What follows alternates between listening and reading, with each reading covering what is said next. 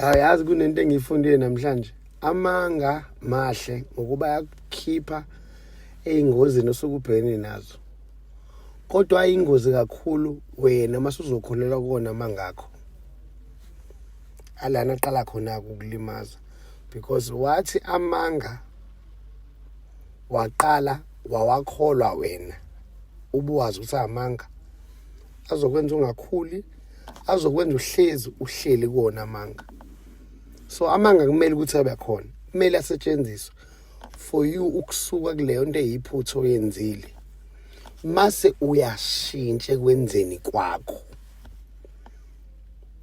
Yenza sense ne?